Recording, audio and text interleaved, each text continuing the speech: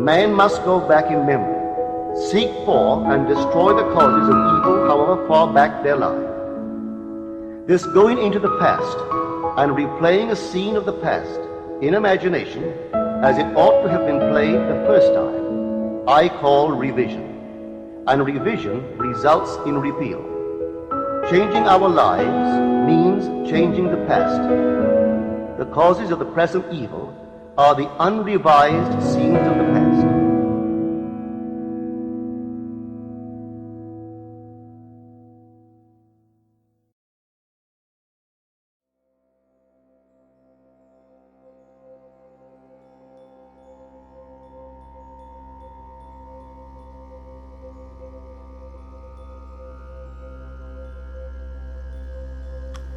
El modo superior de inteligencia controla al inferior.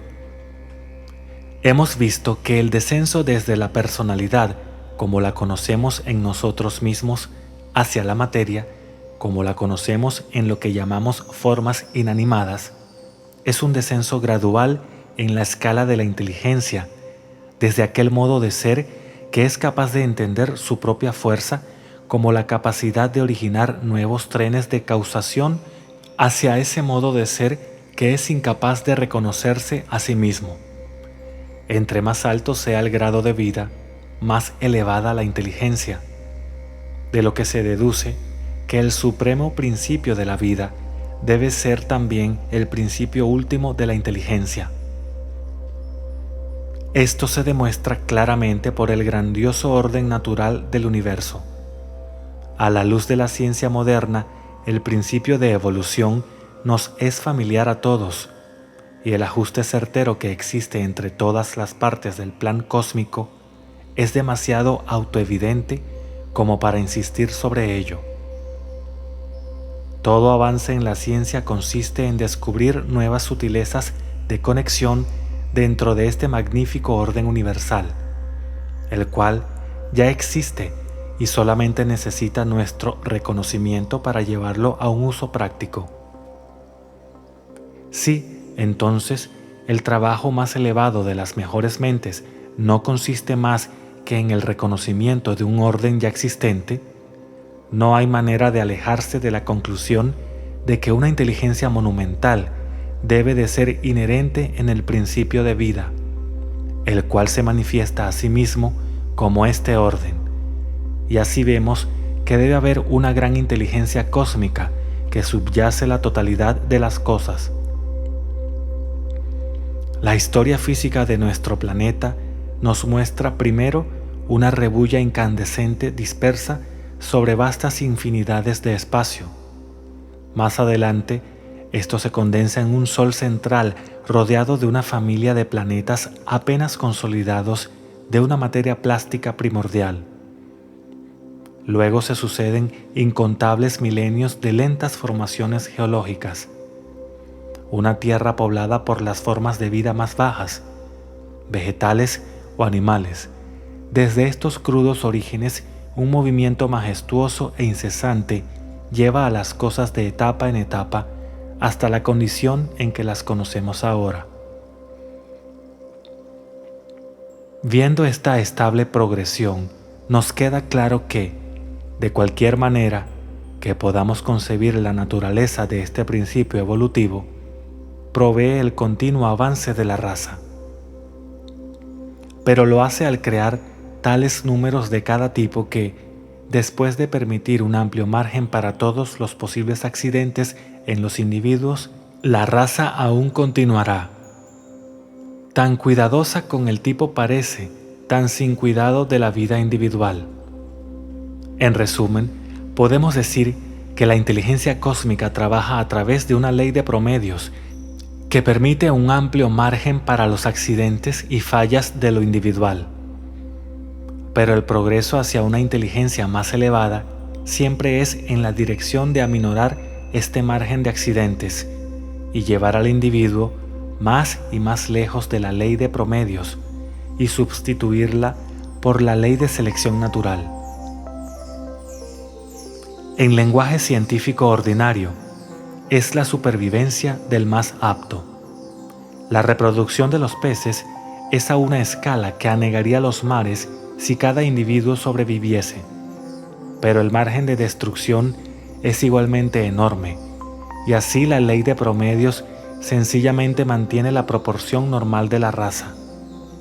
Pero al otro lado de la escala, la reproducción no es tan enormemente excedente de la supervivencia.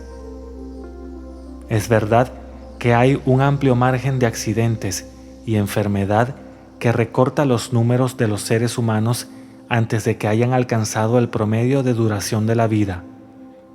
Pero aún así, es a una escala muy diferente de la destrucción prematura de cientos de miles contra la supervivencia de uno solo. Por lo tanto, puede tomarse como un hecho establecido que en proporción al avanzar la inteligencia, el individuo de ser un mero sujeto de la ley de promedios y tiene un poder que incrementa continuamente de controlar las condiciones de su supervivencia. Vemos, por lo tanto, que hay una marcada diferencia entre la inteligencia cósmica y la inteligencia individual, y que el factor que diferencia esta última de la primera es la presencia de la voluntad individual. El asunto de la ciencia mental es el de asegurar que la relación de este poder individual de volición a la gran ley cósmica que provee el mantenimiento y avance de la raza, y el punto relevante es que el poder de la voluntad individual es en sí mismo el resultado del principio cósmico evolucionario al punto donde alcance su nivel más elevado.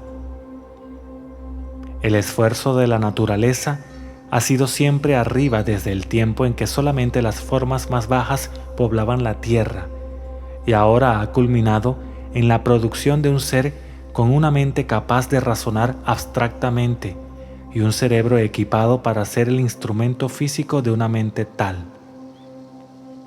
En esta etapa, el principio creativo de vida se reproduce a sí mismo en una forma capaz de reconocer los trabajos de la ley de evolución y la unidad y continuidad del propósito que corre a través de la progresión total hasta ahora indica, más allá de toda duda, que el lugar de tal ser en el esquema universal debe ser el de introducir la operación del factor el cual, hasta este punto, ha sido notorio por su ausencia, el factor principalmente de la voluntad inteligente individual. La evolución que nos ha llevado hasta este punto ha trabajado a través de la ley cósmica de promedios. Ha sido un proceso en el cual el individuo en sí mismo no ha tomado parte consciente, pero dado que es lo que es y lleva la caravana de la procesión evolutiva, si el hombre ha de evolucionar más allá, solamente puede ser a través de su cooperación consciente con la ley que le ha llevado al punto donde puede comprender que tal ley existe. Su evolución en el futuro debe ser con su consciente participación en el trabajo, y esto solamente se podrá efectuar a través de su inteligencia y esfuerzo individual. Es un proceso de crecimiento inteligente. Nadie más puede crecer por nosotros. Debemos crecer por nosotros mismos. Y este crecimiento inteligente consiste en nuestro reconocimiento creciente de la ley universal, la cual nos ha llevado hasta donde estamos. Es una gran máxima que la naturaleza nos obedece en la misma proporción en la cual nosotros la obedecemos primero. Estas consideraciones nos muestran que aquello que distingue la forma superior de inteligencia de la inferior es el reconocimiento de sí, y entre más inteligente sea este reconocimiento, mayor será el poder. El grado menor de autorreconocimiento es aquel que solo se comprende a sí misma como una entidad separada de las demás entidades, como el ego distinto del no ego. Pero el grado más elevado de autorreconocimiento es aquel que, al reconocer su propia naturaleza espiritual, ve a las demás formas, no tanto como no egos o como aquello que no es sí mismo, sino como un alter ego, o aquello que es como sí mismo, pero en otro modo de expresión. Es este nivel más elevado de autorreconocimiento el poder por el cual el científico mental produce resultados. Por esto es imperativo que entienda claramente la diferencia entre forma y ser, que uno es el modo relativo y la marca de estar sujeto a las condiciones, y que el otro es la verdad de lo absoluto y aquello que controla las condiciones. Este reconocimiento del ser como una individualización del espíritu puro debe por necesidad controlar todos los modos del espíritu que no hayan aún alcanzado el mismo nivel de autoconocimiento. Estos niveles más bajos del espíritu están sujetos a la ley de su propio ser porque no conocen la ley, y por lo tanto el individuo que ha obtenido este conocimiento puede controlarlos a través de la ley. Pero para entender esto, debemos indagar un poco más en la naturaleza del espíritu. Y hemos demostrado la presencia de una inteligencia maravillosa que lo subyace todo. Pero, ¿dónde se encuentra esta inteligencia? Finalmente, solamente podemos concebirla como inherente en alguna sustancia primordial que es la raza de todos los demás modos de la materia que nos son conocidos, ya sean visibles al ojo o necesariamente inferidos por la ciencia a través de sus efectos perceptibles. Es aquel poder que, en todas las especies y en todos los individuos, se convierte en lo que la especie o el individuo es, y así solamente podemos concebirlo como una inteligencia autoformativa inherente en la sustancia última de la cual cada cosa es una manifestación particular. El que esta sustancia primordial sea considerada como autoformativa por una inteligencia inherente que habita en sí misma, resulta evidente del hecho que la inteligencia es la cualidad esencial del espíritu. Y si hubiésemos de concebir a la sustancia primordial como algo aparte del espíritu, entonces tendríamos que postular algún otro poder que no es ni espíritu ni materia y origina a ambos. Pero esto solamente es poner la idea de un poder autoevolucionante un paso más atrás y el asegurar la producción de un grado inferior de espíritu indistinto de uno más elevado, lo cual es una conclusión gratuita y una contradicción de cualquier idea que nos podamos formar de un espíritu indistinto. No podemos evitar la conclusión de que el espíritu contiene la sustancia primordial en sí mismo, lo que nos lleva al enunciado común de que lo hizo todo a partir de la nada.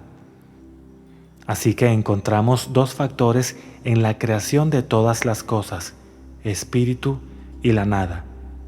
Y al sumar el espíritu con la nada, nos quedamos solamente con el espíritu.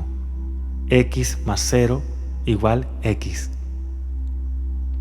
Desde estas consideraciones vemos que el fundamento último de cualquier forma de la materia es el espíritu, y por ende que la inteligencia universal subsiste a través de la naturaleza inherente en cada una de sus manifestaciones.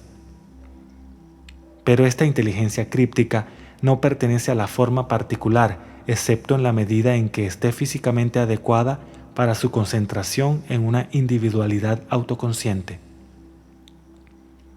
Permanece escondida en esa sustancia primordial de la cual la forma visible es una manifestación más amplia. Esta sustancia primordial es una necesidad filosófica y solamente podemos imaginárnosla como algo infinitamente más fino que los átomos, que son en sí mismos una inferencia filosófica de la ciencia física. Aún por carecer de una palabra mejor, podemos convenientemente hablar de una inteligencia primaria inherente en la sustancia misma de las cosas como inteligencia atómica.